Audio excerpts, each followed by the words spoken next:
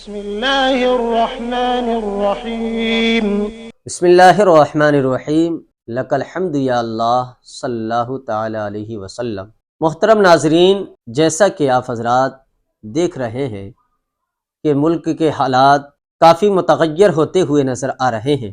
ایک نہ ایک دن روزانہ ہمارے ملک میں نئی ایسی خبر شائع ہوتی ہے کہ جس خبر کے ذریعے سے ہندوستان کے جو باشندے ہیں وہ تمام حضرات جو ہے زبو حالی کا شکار ہوتے ہوئے نظر آتے ہیں۔ بے چینی اور اضطرابی ہمارے ہندوستان کے باشندوں کے اندر ہوتی ہوئی نظر آتی ہے۔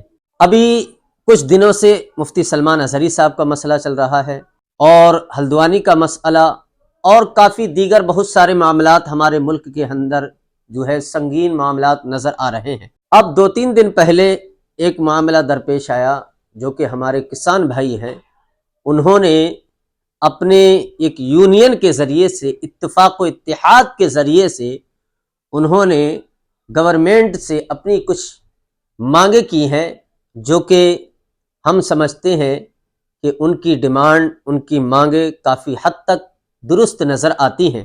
تو کہنے کا مقصد یہ ہے کہ اس ملک کے اندر نہ جانے کتنے لوگ اپنے اپنے معاملات کو لے کر کے پریشان ہوتے ہوئے نظر آ رہے ہیں۔ اب ہمارے کسان بھائی دہلی میں آئے ہیں کوچ کر کے، احتجاج کی صورت میں اپنی ڈیمانڈ لے کر کے گورنمنٹ سے، لیکن گورنمنٹ کی نظر میں سمجھتا ہوں کہ کسان بھائیوں کی کوئی ویلیو نظر نہیں آتی ہے، جبکہ آپ سمجھ سکتے ہیں کہ ایسے حالات میں، ایسے پرفتن دور میں ہر شخص کے پاس وقت نہیں ہے کہ وہ اپنا وقت نکالے اور دوسرے کو کوئی ٹائم دے، دوسرے کے کسی کام میں آئے، لیکن یہاں پر ہزاروں لوگ جو ہے اپنی ایک ڈیمانڈ کے لیے گورنمنٹ سے مطالبہ کرتے ہیں۔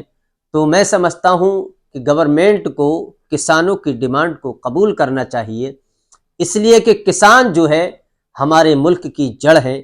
ہم اور آپ اور دیگر بہت سارے لوگ اس ملک کے اندر 1.30 کروڑ کی آبادی جس ملک کے اندر ہے، ہر انسان اپنے اپنے مشغلے میں مشغول ہے، ہر انسان اپنے کام کو انجام دے رہا ہے، کوئی کتنے کماتا ہے، کوئی کتنے کماتا ہے، لیکن کسان کی ہمت کو داد دینا پڑے گی کہ کسان بھائی جو ہے اپنی محنت و مشقت کے ذریعے سے اناج کو اگا کر کے پورے ہندوستان واسیوں کو جو ہے اناج دیا کرتے ہیں۔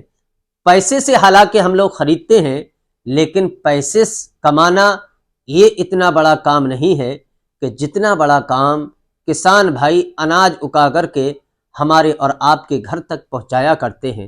پیسہ تو یہ ہاتھ پیر کا میل ہے، کوئی انسان چلتے پھرتے کما لیتا ہے، کوئی بیٹھتے اٹھتے کما لیتا ہے، کوئی سوتے ہوئے بھی سو رہا ہے آرام سے، اس کے باوجود بھی اس کی کمائی جاری و ساری رہا کرتی ہے۔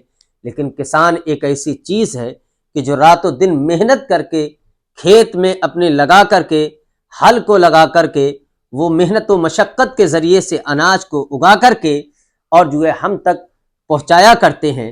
تو میری گزارش یہ ہے کہ ہمیں اور آپ کو بھی جو ہمارے کسان بھائی ہیں ان کی آواز بننا چاہیے، اور گورنمنٹ کو بھی ہمارے کسان بھائیوں کے مطالبے کو قبول کرنا چاہیے۔ اللہ تعالی ہمارے ملک کے حالات میں تبدیلی پیدا فرمائے، اور اس ملک کے اندر جو جمہوریت ہمیشہ سے قائم ہوئی ہے اسی طرح آج بھی اس ملک کے اندر بھائی چارگی کا ماحول رب العالمین قائم فرمائے۔